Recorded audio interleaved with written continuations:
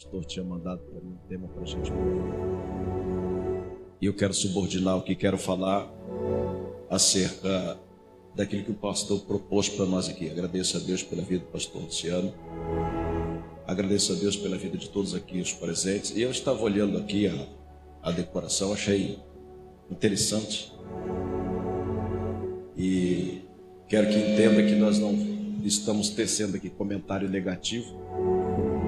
Todavia, no meu caso, eu colocaria mais chaves, etc. Lógico, o espaço não é para tanto, né? Porque eu tive observando, e eu falei para meu filho, o Jonatas, eu falei, cara, eu tive a visão de um púlpito assim, com o jeito que está aqui, mais ou menos ornado, com chave, macaco, aquela coiseira do dia a dia. O Jonathan olhou para mim e falou, mas pai, pô, é estranho, né? Eu falei, não, por que estranho? Geralmente você não leva um carro na oficina, sim ou não? Ele falou, sim. Eu falei, então, a igreja é a oficina da alma. Quando nós vamos lá, nós somos as ferramentas. Então eu me familiarizei muito com isso, né? Ser a oficina desse lugar. Esse lugar ser a oficina para muitas vidas que estão precisando. É interessantíssimo. O pastor falou sobre confronto. E eu quero trabalhar com esta ideia de confronto. Amém? Eu sou muito de ler Bíblia, mas tecer aqui os comentários sobre os versículos que por hora a gente vai citando, não dá tempo. Porque, na verdade, a vida toda, costumei dizer o seguinte, que Jesus demorou 3 anos e meio para ensinar 12 homens. Não há de se esperar que a gente em 40, 50 minutos, talvez 2, 3 cultos, consiga ensinar o que deve ser ensinado.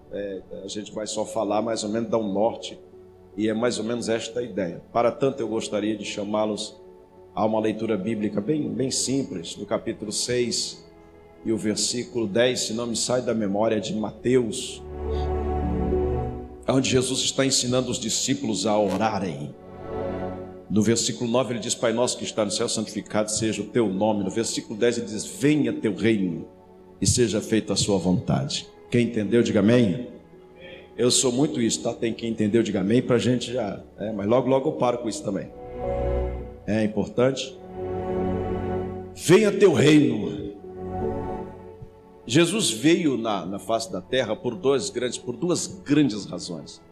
Eu digo 2 grandes razões porque na segunda ele ainda está trabalhando não somente em nós, por nós e através de nós, através da sua igreja. Por isso, as portas do inferno, no capítulo 16 de Mateus, não prevalecerão contra a igreja. Uma igreja ensinada, uma igreja capacitada, uma igreja tornada, trabalhando sempre até o dia do arrebatamento que está prestes a acontecer. Mas ele veio por 2 grandes razões. A primeira razão, sem dúvida nenhuma, é a razão sacrificial. Porque sem derramamento de sangue não há remissão de pecados. Então ele veio para morrer como Cordeiro de Deus. Mas se ele só vem e morre como Cordeiro de Deus, e ele volta para o seu lugar de origem, que ele dizia sempre para os discípulos, vou voltar para o céu, porque de lá eu vim e para lá retorno, enviarei um outro Consolador. Se o Consolador vem e não tivesse a ferramenta deixada para Jesus para trabalhar na vida dos homens, então Jesus teria falhado na sua missão. Por isso a segunda missão. Na primeira ele veio para morrer como Cordeiro de Deus que tira o pecado do mundo e por isso estamos aqui perdoados os nossos pecados. Quem entendeu? Na segunda missão, a grande missão de Jesus, Jesus veio ensinar os homens a se livrar tanto de si mesmo como capacitar para uma grande missão a ser realizada a posterior à sua ida para o céu e a vinda do Espírito Santo. No capítulo 14 a 16 do Evangelho de João, Jesus Cristo diz do Espírito Santo assim, e quando ele vier, ele vos vai orientar vocês em toda a verdade. A minha palavra é a verdade. Amém? A minha palavra é a verdade. Espírito Santo, sem palavra é difícil até falar deste trabalho. Quando Paulo fala da capacitação, no capítulo 6 de Efésios, da armadura, capacitação pela armadura do servo de Deus, ele fala assim, tendo na mão a espada do Espírito, que é a palavra de Deus. Então a palavra precisa ser real. E os discípulos, antes de ser alguém, precisavam aprender com Jesus que o reino no qual eles estariam inseridos no contexto não era deles, era de Cristo. Então Jesus precisava, antes de ir embora e ser sacrificado, ensinar e capacitar os seus discípulos a dar continuidade nesta obra que já vai para mais de tantos mil anos aí. Amém? Então ele diz aqui: venha a nós o teu reino. A palavra reino, na língua original, significa controle, porque o reino só pode existir se tiver um monarca, um rei. E o rei aqui, ele diz, é Deus, é o Cristo vivo. Então venha a nós o teu reino.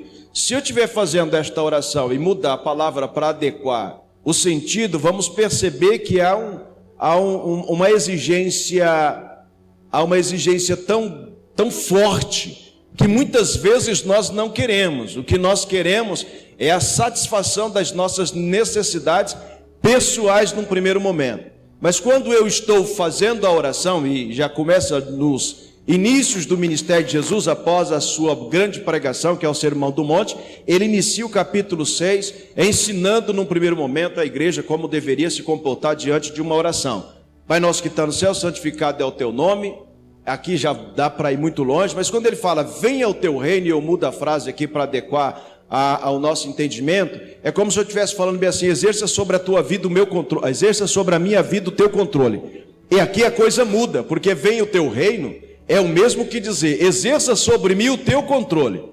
E quando eu chego no reino de alguém, eu sou atraído ou pelo que ele tem, ou pelo que ele pode fazer por mim, e o que ele fará por mim, mas eu jamais vou chegar no lugar algum querendo que a pessoa a quem eu estou buscando me controle.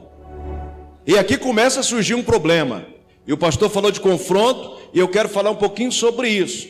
Porque se a palavra de Deus em Cristo e o Espírito Santo não nos confrontar na nossa natureza humana, talvez jamais teremos afinidade com o Espírito de Deus. E aí o problema surge.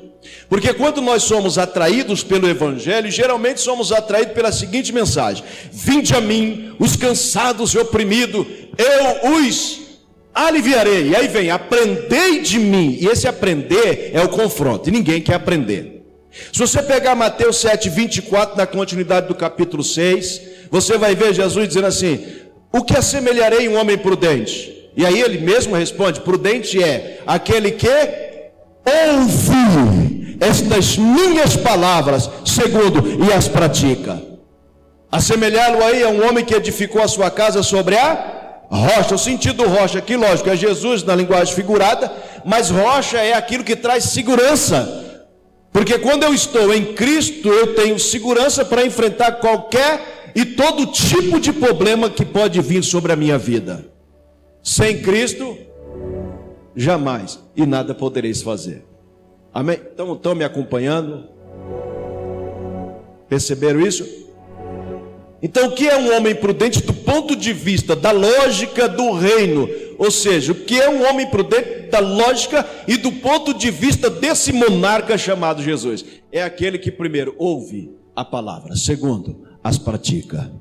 Este terá segurança. Aí vem a consequência: veio a chuva, veio os rios e bateram com ímpeto contra aquela casa, e ela não caiu porque estava na rocha. Quantos estão na rocha aqui nesta manhã? Continue nessa rocha. Mas ele precisa nos confrontar. Ele precisa nos confrontar. Eu vou usar a título de ilustração o capítulo 9 de Lucas. Eu queria que vocês me acompanhassem aqui. Eu disse que quando nós chegamos no Evangelho, somos atraídos por algo. Em geral, pastor, somos atraídos pelo poder. Todo mundo quer poder. Quem entendeu, diga amém. Cara, eu quero poder na minha vida. Poder sem propósito serve para absolutamente nada. Poder você tem que ter uma função, para que exija de você determinada capacidade, para que você possa desempenhar com qualidade e eficiência a capacidade que foi te dada, ou seja, a função que foi te dada pela capacidade em você encontrada. Se eu não tenho capacidade, obviamente eu não vou conseguir desempenhar a função. E Jesus sabia uma coisa, que desempenhar a função igreja, depois que ele fosse embora, por exemplo, pensa comigo assim: Todas as vezes que nós vemos Jesus pregando, se você pegar ali o capítulo 1 ao 3 de Marcos, você vai ver grandes maravilhas Jesus fazendo na sinagoga de Cafarnaum. Dentre elas, Jesus já começa pregando com uma autoridade e as pessoas, quem é ele? Que até os espíritos lhe obedecem. Ele expulsou um demônio, né? Até então não se expulsava demônio. Quando ele anda sobre o mar, quem é esse? Quando ele fala para o vento e o mar se acalmar, quem é esse? Que até o vento e o mar lhe obedecem. Quando ele fala para o paralítico, levanta, pega a tua cama e vai. Quando ele fala para o leproso, está curado. Quando ele fala para a mulher de fluxo de sangue, a tua fé te salvou. Quando ele cura o cego, quando ele vai untar o olho de outro, vai no tanque de Siloé, as pessoas ficam olhando e falam, cara, realmente esse cara é fera mesmo, ele tem muita coisa aí, e eu gostaria de ter o que ele tem, porque Jesus em pouco tempo reuniu um número muito grande de pessoas, porque as pessoas viram que Jesus era capaz de suprir as suas necessidades. Isso é uma forma de atrair as pessoas, sim ou não? E o ser humano é atraído por algo bom, e aí Jesus diz, quem está cansado, vinde a mim e eu os aliviarei. Então todos os cansados nesse sentido, leproso, cego, coxo, necessitado de alma, enfim, foram procurar Jesus e encontrar em Jesus a resposta para as suas vidas, amém? Aí alguém começou a pensar, e se eu fizesse que nem Jesus? E se eu fizesse que nem Jesus? Porque olha que delícia, cara, para pensar, o cara está ali, coxo, já desenganado de vários conjuntos médicos, e você chega e fala, levanta, pega a tua cama e vai embora, seja curado. Você não precisa nem, ter aquelas pessoas que fazem aquela oração grande, longa, querido Deus, soberano Pai que está no céu, tá? Aquele enfeite todo, e aí ora e nada acontece, né? Uma vez eu fui chamado por um personal, na verdade eu estava na casa dele, amigo meu, Hinaldo Sena, e veio do Mato Grosso do Sul, a cunhada dele, que estava indo para São Paulo, levar a filha para um hospital para tratamento. Embora no dia eles não me falaram, vieram falar para mim depois o que aconteceu. A dona da casa, que era a esposa desse meu amigo, conversando com a sua irmã, e a sua irmã pediu se eu podia orar pela uma criancinha, devia ter 1 ano e meio, 2 anos, uma menininha chamada Vitória, coisa linda, a menina, uma gracinha. E eu nem perguntei o que a menina tinha. Aí trouxeram a menina, então todo mundo se reúne, se levanta vamos fazer aquela oração, né? Power, não, eu coloquei a mão na criança e falei, seja curada no nome de Jesus. Eu pensei que era aquilo que a mãe queria. Aí a mãe comentou com a sua irmã e diz o seguinte, mas que pastor insensível, né? O cara só colocou a mão e falou, seja curado, nem pá. E simples, é assim que ora. Aí quando a irmã dela veio falar para mim, eu falei bem assim, sim, naquele momento a minha oração era ministrar sobre a criança, que era o que a mãe queria, para pedir para ela aos pés de Jesus. É o que vocês viram eu fazendo aqui na oração a noite todinha, clamando, chorando e dizendo a Deus, Senhor, cura a Maria Vitória, cura a Maria Vitória. Quando é para chorar no pé de Jesus, mas quando é para ministrar, você chega e fala, eu ministro no nome do Senhor Jesus, porque foi para isso que ele deu autoridade. Resumindo, a menina foi para São Paulo para fazer exame, e era câncer, e a menina estava curada em nome de Jesus. Olha que coisa maravilhosa. E aí Jesus diz assim, levanta, pega a tua cama e seja curado. Se eu tivesse esse poder, caramba, velho, eu ia fazer coisas, na verdade eu ia ganhar muito dinheiro, né?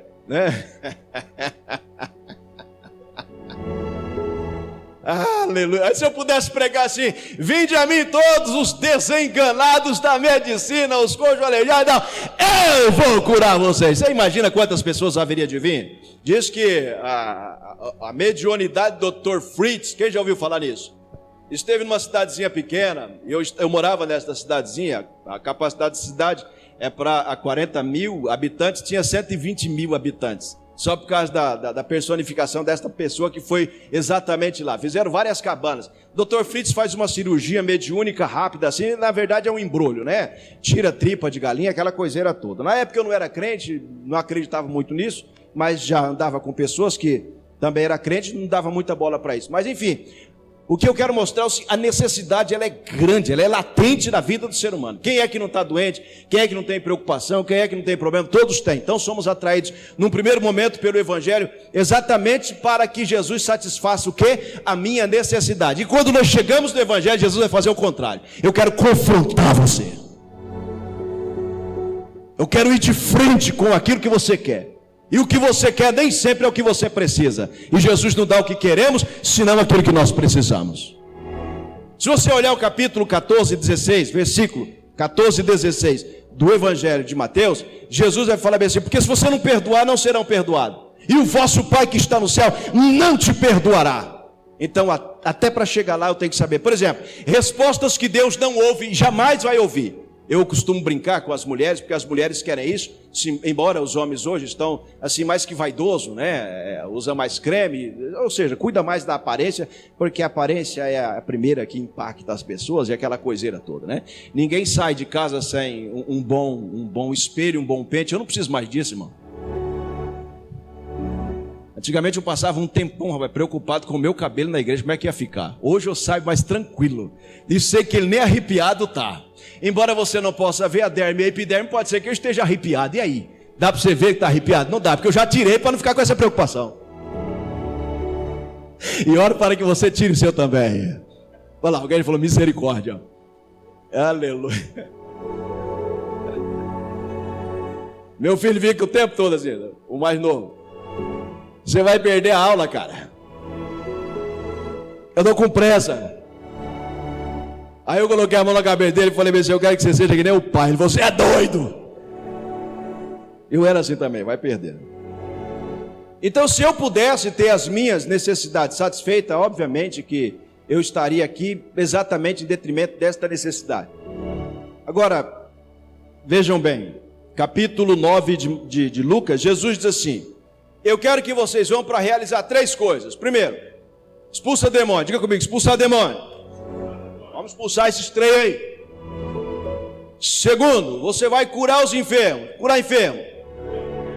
Beleza, é isso que eu quero. Imagine, expulsar demônio traz para você o quê? Um estigma de sai, demônio, sai. Não é assim? Aí você vê o trem saindo e todo mundo olhando para você e fala: esse cara realmente é o cara. É o super saiyajin, né?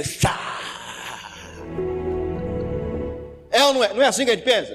Pelo menos eu penso assim, né? Porque, para pensar, Jesus deu autoridade. Autoridade no grego vem de 2 vocábulos, que significa autoridade delegada para agir no nome de alguém e habilidade concedida para agir também. Então eu tenho aqui, não somente a autoridade para falar sai no nome de, porque se eu falar no meu nome ele não sai, mas se eu falar sai no nome de Jesus, ele tem que sair, desde que eu esteja alinhado com o céu. Amém? E eu preciso também da habilidade. A habilidade pode vir de várias maneiras: dom de curar, dom de interpretar, dom de revelar, aquela coiseira toda lá do capítulo 12 a 14 de 1 Coríntios. Mas quando eu recebo esta autoridade, eu tenho uma finalidade. É o que eu disse: poder sem finalidade é mero desperdício. Não adianta nada você ter poder, não adianta nada você não saber para que serve isso. Inclusive, eu gostaria de citar para os irmãos o seguinte: que todo poder dado por Deus para ser usado em detrimento do reino não serve para ser usado fora. Vou repetir porque isso é interessante. Todo poder dado por Deus para usar em detrimento do reino de Deus não serve para ser usado fora do reino. É tanto que para que você seja bem sucedido e consiga usar adequadamente o poder do reino de Deus dentro do reino, antes de fazer qualquer tipo de oração, você tem que fazer um convite. Você quer aceitar Jesus, querido? Se a pessoa falar quero, perdeu Satanás. Agora quem pertence a Jesus, ele vai limpar. Quem entendeu, diga amém. Quando você sai para fora, você vai evangelizar, você está usando o poder dentro do reino. Quando eu digo assim, para fora, é quando eu quero usar o poder para o meu interesse. Então, poder para o meu interesse não serve. Esquece. Isso aí não, fora de cogitação. E se pudesse, irmão, quem tem dom de revelação aqui? Quem tem dom de revelação? Eu já pediria para Deus o número da Mega Sena. É ou não é? Quem já ouviu falar na dona de Nalá revelando o número da Mega Sena? Pega e liga. Nós vamos jogar os búzios aqui, os tarôs, e você vai ter... E ela está pobre. Aí você olha assim para ela, é uma questão de lógica, sabe de nada, né, inocente? E tem gente que liga, né? Você acredita? Então o poder fora dos interesses do reino não serve. Não serve. Vamos lá. Capítulo 17 de Mateus. Jesus diz, a Bíblia diz que Jesus estava no monte orando com Pedro, Tiago e João. E ao pé do monte chegou um pai desesperado com um filho endemoniado. Foi encontrar com Jesus para que Jesus expulsasse o demônio, libertasse o filho então fosse curado. Não encontrar Jesus porque Jesus está ocupado lá no monte orando, junto com alguns discípulos. Havia um interesse particular e Jesus subiu para o monte orar. Os discípulos já olharam e pensaram o quê? Nós não recebemos poder, recebemos, agora é a nossa vez. Veja que nós passamos do capítulo 10, no capítulo 10 de Mateus, Jesus já deu poder para os discípulos, eles tinham poder, saíram para fazer uma grande obra e voltaram com resultado positivo. Mestre, até os demônios de sujeito, os enfermos são curados e tal. Eles já tinham essa capacidade. Todavia, porém, quando o pai chega e fala que Jesus curar, primeiro, o pai foi procurar Jesus. Quando ele chega, os discípulos da recepção dizem assim, Jesus não está aqui. Qual que é o problema? Nós já somos, né? Qual é o problema? Não, meu filho assim, contou toda a história. E onde está? Ele foi lá, pegou o moleque. Eu penso que eles demoraram, lutaram, suaram, gritaram, e nada aconteceu. O moleque continuou endemoniado, dando convulsão, enfim. E o pai, que foi com tanta fé em busca de Jesus, talvez orientado por alguém, por um convite, enfim, informado, já começou a desacreditar da própria fé e da própria cura do filho. Aí Jesus chega com os discípulos, ele vem descendo do monte, e os discípulos correu até ele e falou, tem um pai aí, o cara está brabo. Penso eu, que estou parafraseando, o texto não está isso no texto. O cara está brabo, porque o filho está assim, e nós oramos. Aí o pai chega quando os discípulos estão no diálogo com Jesus, e o pai já tem uma conversa diferente. Ele fala bem assim, eu trouxe o meu filho para que você pudesse expulsar os demônios, e os seus discípulos o abordaram e nada puderam fazer. Aí o pai fala assim para Jesus, ó, se tu pode. Aí Jesus falou, não, para aí. Você inverteu a situação. Se eu posso, eu posso. Tudo é possível aquele que crê. Aí Jesus falou, a responsabilidade não é minha não, filho, a responsabilidade é tua. Se eles não conseguiram, aqui comigo é diferente. Eu estou parafraseando o texto. Jesus não falou nada disso com tamanha prepotência, não. Mas ele fala, tudo é possível ao que crê. Onde está o garoto? Está ali. Saiu. Os discípulos olhou e falou, meu Deus do céu, o cara realmente é poderoso. Alguém digno de ser seguido. Aí, no particular, foram procurar Jesus e perguntar para Jesus o seguinte, por que nós não conseguimos? Jesus falou, existe uma casta de demônio que você só consegue expulsá-la através do jejum e da oração. Amém? Você percebeu? A finalidade das coisas que Deus nos dá é para ser usado e gastado dentro do reino. Aí no capítulo 9 de Lucas, eles receberam poder para expulsar demônio, receberam poder para curar enfermo e pregar evangelho. Você consegue falar essas três coisas? Expulsar demônio, curar enfermo e pregar evangelho. Três finalidades: expulsar demônio, curar enfermo e pregar evangelho. Ok? Pregar e ensinar, para mim, a principal. E a mais difícil. Eu não quero dons assim, no sentido dínamo de habilidade da palavra. Eu quero só conhecimento da palavra para poder pregar com confiabilidade. Porque todo dom é subjetivo. Eu posso tanto profetizar, revelar, e a credibilidade depende muito do interlocutor que está nos ouvindo, porque é subjetivo. Tem uma mistura do ser humano com o espiritual e de certa forma banalizaram de tal forma, em especial nas mídias, que as pessoas hoje estão desacreditadas.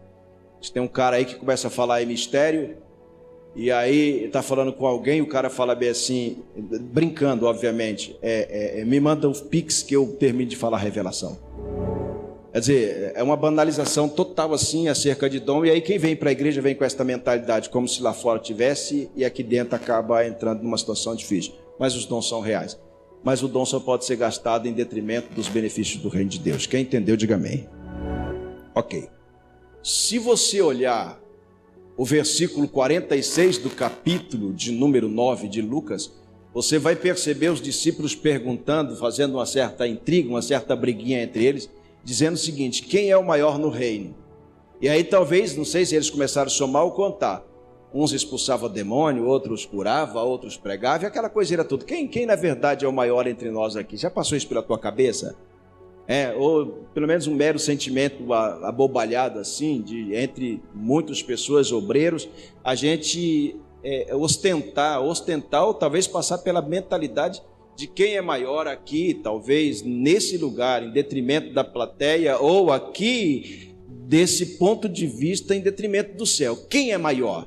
A ideia é quem faz mais, quem é mais querido, quem é mais poderoso, quem está mais perto, quem tem mais poder. Porque a situação real de ter poder é subjugar. Sim ou não? Se eu tenho poder, eu subjugo pessoas e coisas. Sim ou não? Quem está entendendo? Jesus tem poder, ele subjugou demônios e subjugou, vamos dizer assim, o mundo inanimado. Vento, cala-te, mar, aquieta-te. E parou. Então as pessoas olharam e falaram: realmente Jesus tem muito poder. Então quem tem poder traz essa ideia de que se eu tenho o poder, eu vou subjugar alguém. Inclusive tem pessoa que usa essa ideia de poder até com estigma errado. Ó, não mexe comigo não, senão eu vou orar por você, e você vai.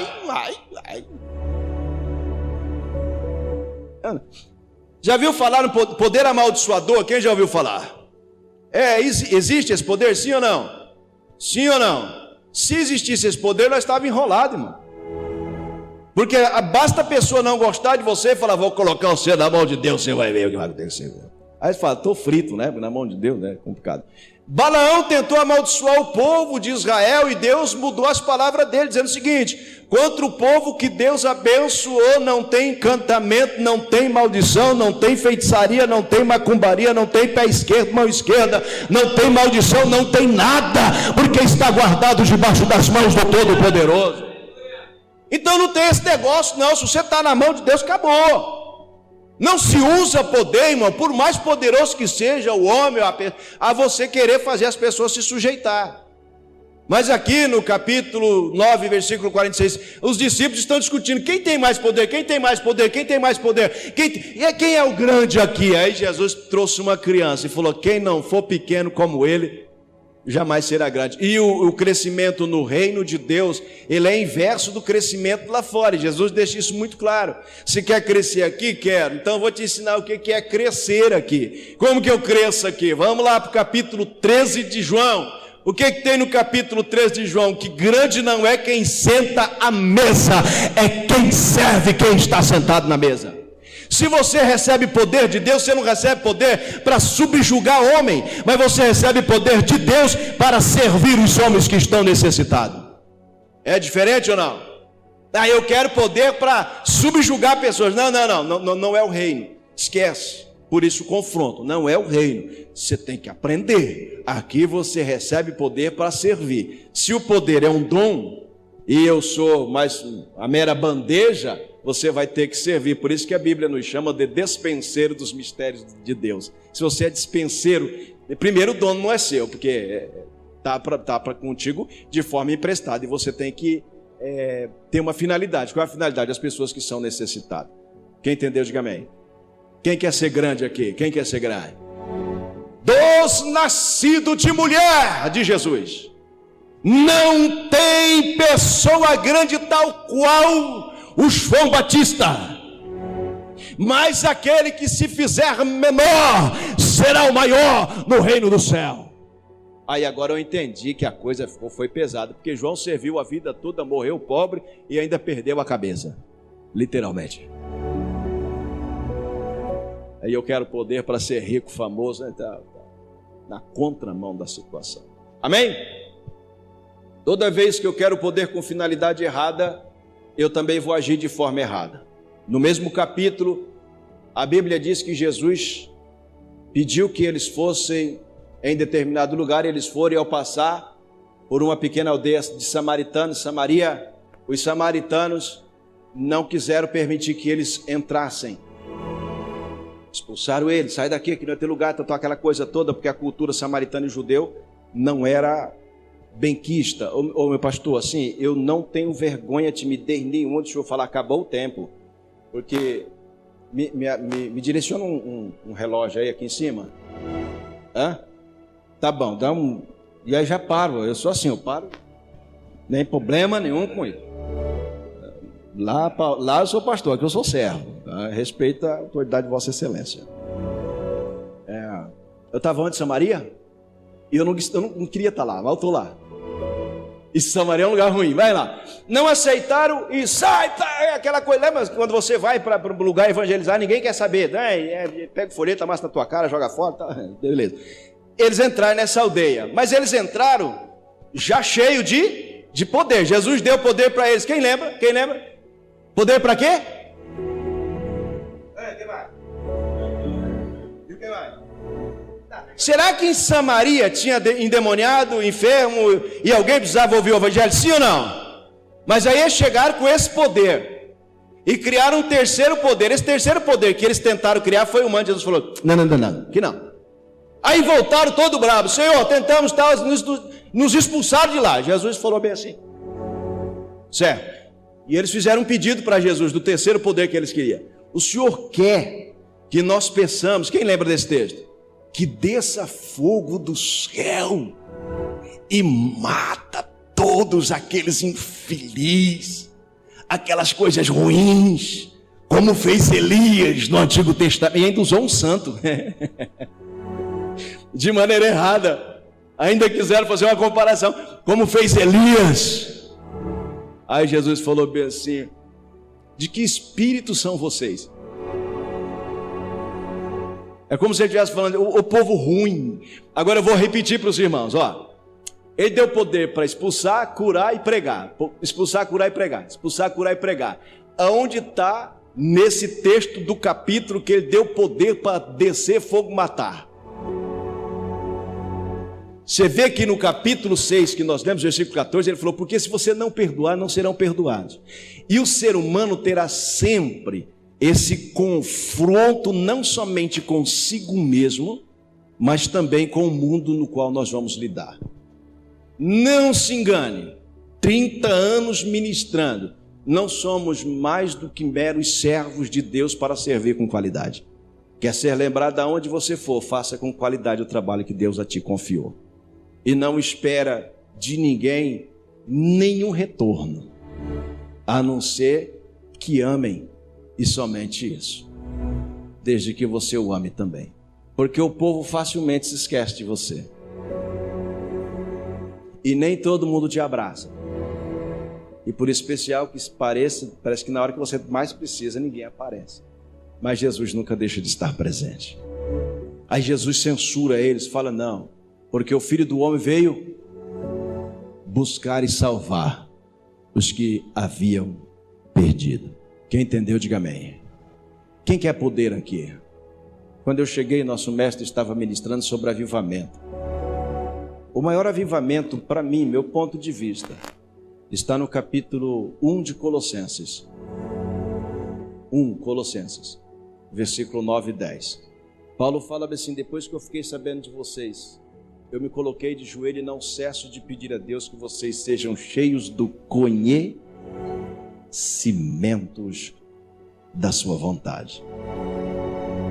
Nós somos tão relapso na nossa forma de agir, ter e pedir. Por exemplo, eu estou dentro do reino para fazer a vontade de quem? Olha o pedido: venha o teu reino. Então, exerça sobre a minha vida, ó Deus, o teu controle, porque controlado pelo Senhor, nos moldes do reino, eu posso fazer tua vontade aqui na terra, como a tua vontade é feita aí no céu. Mas eu não consigo fazer a vontade de Deus na terra sem ser controlado por Ele. Amém? Aí Paulo fala assim, que nós precisamos fazer a vontade de Deus. Imagina você sem entender a finalidade do poder e orando a Deus e querendo que Deus resolva um problema pelo qual você precisa, mas o interesse é somente seu. Se não, vejamos, vamos pegar essa ideia aqui. Quando nós oramos a Deus, Jesus diz assim: porque todo aquele que bate Alguém aqui já chegou algum dia em casa correndo, está chovendo e você quer que abra logo a porta? Quem está dentro tem que abrir, se não está com a chave, e você chega e você faz o quê? O que você quer que a pessoa faça? Né? Te salva, que abre a porta para você entrar. Se porta é o início, eu quero que você abra a porta. Então quem está fora vai bater para que a pessoa dentro possa abrir.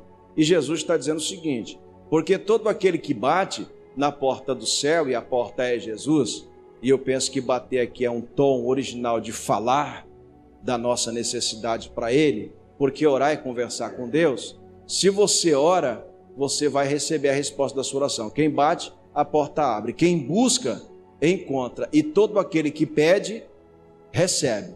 Jesus está dando nesse texto bíblico a certeza de que toda oração efetuada por você aqui na terra, com finalidades específicas dentro da vontade de Deus, terá resposta. Não existe oração sem resposta. Pegou? Pegou? Ele está dando a certeza aqui, se você bate, senão ele teria falado diferente. Agora, nós oramos e não recebemos. Por que oramos e não recebemos a resposta das nossas orações? Um texto bíblico e nós encontramos, devemos guardar no nosso coração, é o que Tiago diz: pede, pede e não recebe, porque vocês pedem mal. E o que seria pedir mal, Tiago? Ele diz assim: vocês pedem para gastar em vossos deleites. Ou seja, todo pedido que eu faço perante a Deus só tem um endereço: qual? Satisfazer a minha própria vontade. E Deus, pois eu penso nele, e aí não vai receber. Amém? Até mesmo o dom espiritual. Olha alguém orando assim: Deus, eu queria que o Senhor me desse o dom de revelação para saber o que o irmão Chiquinho pensa de mim. Porque toda vez que aquele homem me vê, Jesus amado, não sei, aquele homem tem alguma coisa contra a minha pessoa, ele fica rindo direto, falando dos irmãos, ele fala mal. Se eu soubesse o que ele está pensando, eu poderia já confrontá-lo aqui. Você acha que Deus vai dar esse tipo de dom, irmão? E o irmão Chiquinho está lá: eu repreendo, amarra esse camarada aí, Jesus, prende ele com os algemas. Eu queria o dom de pregar, um dos dons talvez mais atrativos. Para mim é música, né? Eu gosto muito de música, não sei cantar, mas gosto de música, né? Eu pensei, um dia antes de ser crente, ser famoso. Gostava de Zezé de Camargo, Chitãozinho, eu sou velho, né? Chitãozinho, Chororó, os caras começaram lá em 91, 89, e eu falei, um dia eu vou ser que nem esses caras aí. Eu parei porque aceitei Jesus em 91, com meu irmão, nós éramos dupla, então parei. Cantei bastante tempo na igreja, mas a finalidade não é essa, não é cantar. Mas eu gostaria de pregar, porque pregar atrai multidão. Sim, se eu pregasse nem o pastor Luciano, rapaz, eu vou te falar, eu estava ganhando dinheiro que nem água.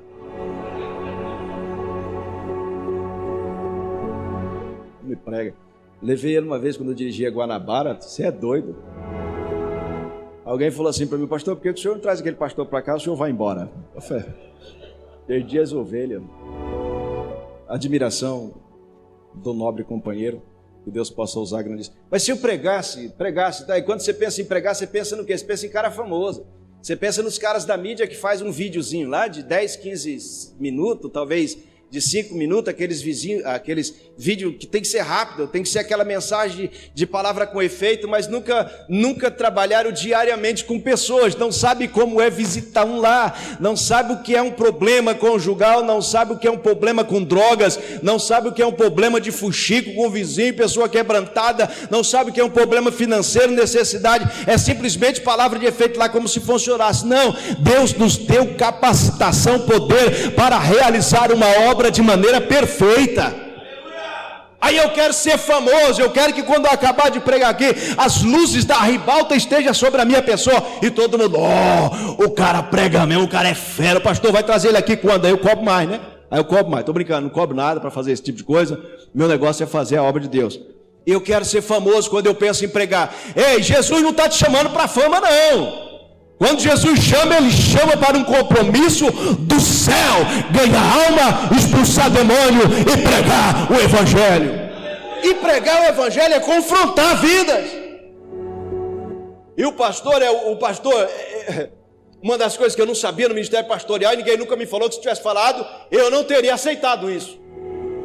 E os itinerantes não sabem disso, porque você vinha aqui pregar, e eu vou te falar, irmão, fazer o bafafá aqui é fácil, viu? Eu já preguei assim, ó: Deus nesta noite queira preparar os nossos corações para receber, entender e guardar a sua bendita palavra. Oh, aleluia! Só quem está sentindo levanta a mão e começa a glorificar, e o povo vai na terra. E se você é empolgado no meio da mensagem, diz assim: eu vi Satanás pensando na cabeça de Jesus, e o povo: glória, glória, glória. É verdade, porque o povo está acostumado com o grito, parece, sabe?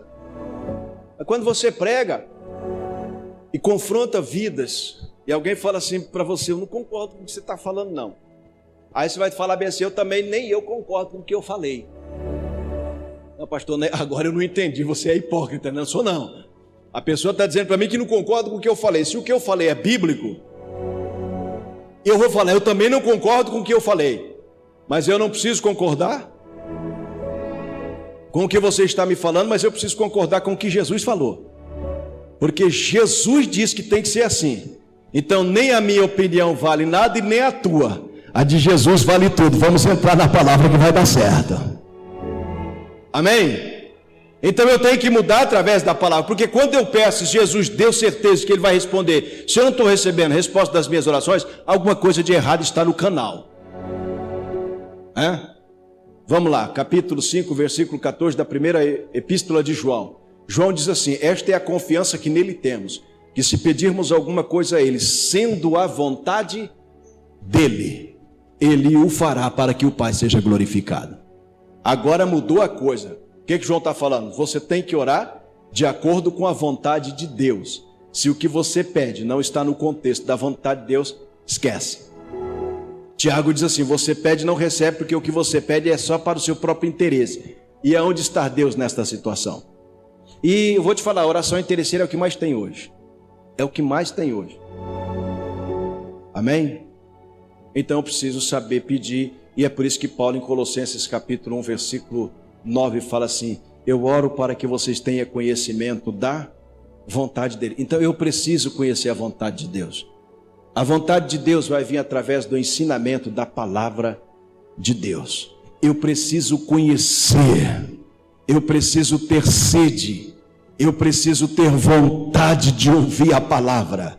Eu preciso saber o que Deus pensa de mim, o que eu preciso mudar para me aproximar dele, o que eu posso fazer, qual a finalidade do poder, porque poder sem finalidade, esquece, não vai receber.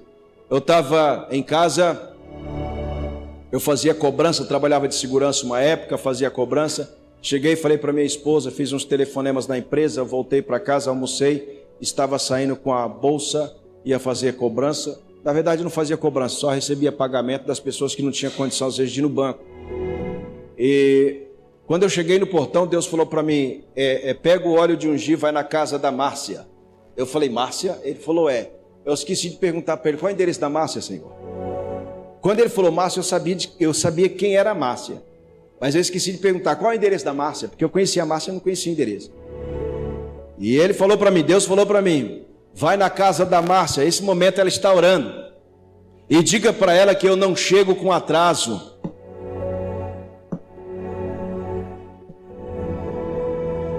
E aí eu falei para minha esposa: eu gostaria que você dobrasse o seu joelho aqui e orasse para mim pelo menos uns 30 minutos, que eu vou na casa da Márcia. Ela falou: qual Márcia? Eu falei: eu sei quem é a Márcia, não sei onde é, mas eu estou indo na casa da Márcia. Peguei a moto, saí, fui para a casa da Márcia, eu fui para o Alexandrino, eu achei 5 Márcia.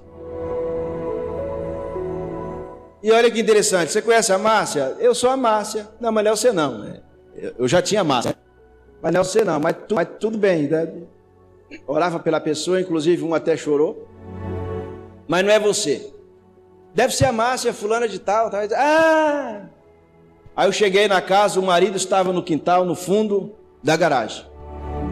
E o marido colocou a mão na cabeça, quando me viu, eu pensei que estava no lugar errado, na hora errada, ele colocou a mão na cabeça. Meu Deus, pastor. Aí eu pensei, ele vai gritar, né, para a mulher. Não, mas não gritou não. Ele falou, pastor, só um momentinho que eu vou. Tá bom. Aí ele entrou para dentro, acho que foi avisar ela. Aí ele me chamou, ela continuou, e ela estava orando, ela continuou. E ele veio, me chamou, entrei na cozinha, tal. Ela saiu. Aí ela saiu, peguei o óleo, coloquei na mão, coloquei na testa dela, ungindo ela, e falei assim, diz o Senhor, eu não chego tarde e nem atrasado na tua vida. Essa mulher começou a falar em mistério, começou a chorar, e eu não entendi, foi nada. Mas eu só estava ali para fazer a vontade de Deus, que não tinha que entender muita coisa. Aí no momento ela cheia do Espírito, assim, colocou a mão em mim e falou assim, filho, quando eu te mandar, sem questionar, obedeça, embora não sabe, mas eu sei o que estou fazendo. E eu fiquei também cheio, regozijando, muita alegria, chorei bastante. Aí quando saímos daquela dimensão, ela foi falar para mim, eu sou diabética, cortei meu pé, o dedinho, fui para o hospital, o dedo estava necrosando, eu não queria, o médico falou que ia amputar, eu não queria que amputasse o meu dedo, Todavia eu orei a Deus, eu pedi a Deus, eu clamei, eu chamei a igreja em oração, falei com todos os irmãos, ore a Deus por mim, não quero perder meu dedo, não quero perder. E o negócio estava necrosando, e o médico falou, se nós não cortarmos, não amputarmos o teu dedo, vamos ter que amputar o seu pé e futuramente a tua perna, e você vai perder mais membros por causa de uma decisão errada que você está tomando. Ela falava, mas o meu Deus cura, e eu não quero que... E ela começou, Deus me cura, Deus não curou, amputou o dedo. E agora mesmo com o dedo amputando, ela estava sarada no sentido, mas diabetes alto, dedo doendo, cirurgia feita com aquela amputação. Dentro do quarto ela falou, não aguento mais tomar remédio, meu estômago está completamente destruído de tanto remédio que tomo. Eu fui para o médico, pedi para o Senhor me curar, o Senhor não me curou. Eu pedi para o Senhor não permitir que amputasse meu dedo, o Senhor permitiu que amputasse. Agora eu estou aqui, estou sentindo muita dor, ninguém resolve nada. Eu preciso do socorro, porque o Senhor é socorro presente na angústia. E agora eu queria perguntar para o Senhor, por que é que o Senhor chega tarde na minha vida? Toda vez que eu peço, o Senhor não me atende. Aí chego eu lá para colocar o óleo na testa dela e falar, Deus mandou dizer que não chega tarde. E aí? Eu estava atendendo a minha finalidade? Não, a finalidade de Deus. E naquele momento que ela foi ungida, com o óleo ela acabou, cessou a dor, e Deus deu vitória para ela. Amém? Queridos, nós precisamos, em especial nos dias em que nós estamos vivendo. A Bíblia tem 31.173 versículos, 1.189 capítulos, 66 livros, aproximadamente 1.500 anos ela foi escrita para se reunir no cânon divino. E dentro da Bíblia nós temos as maiores revelações mais poderosas que podemos obter e ter para nós, para o nosso convívio diário. De tanto que ela é o nosso manual de regra, conduta e fé, e eu preciso ter este conhecimento para que eu possa me comportar neste mundo, andar fazendo a vontade de Deus. Mas antes de Deus me chamar para fazer a sua vontade, é preciso que Ele me confronte nos meus ideais, nas minhas vontades, para que a posterior Ele se convertendo. É por isso que tem que existir um novo nascimento. Existindo o novo nascimento, e Paulo em algumas ocasiões ele disse que demorou mais de 2 anos pregando com lágrimas para convencer uma igreja. E aqui nós temos um povo de Deus que tem sede e vontade do Senhor. Deus é poderoso para abençoar a tua vida. Peço que se coloquem de pé. E se os irmãos concordarem com o que foi profetizado aqui, levante a sua mão, deixa eu ver aí, e diga assim: Senhor, quero ser cheio da tua palavra, eu quero ter visão da tua vontade. Confronta-me nos lugares mais íntimos da minha vida e muda em mim até mesmo aqueles lugares, muda em mim até mesmo aquelas situações que eu por si só não consigo mudar, mas que tu pode mudar, porque eu sei que quando eu estiver aliado ao céu, a resposta do Senhor sobre a minha vida será grande. Continue com as mãos levantadas. Pai, neste momento, em consentimento com o teu povo que está aqui com a sua mão levantada. Eu peço que o Senhor possa cada dia mais acrescentar, revelar, fortalecer e capacitar de uma forma sobrenatural, extraordinária com a tua palavra, a vida de cada um dos teus filhos. Nesta manhã, agradecemos em Jesus. Deus abençoe.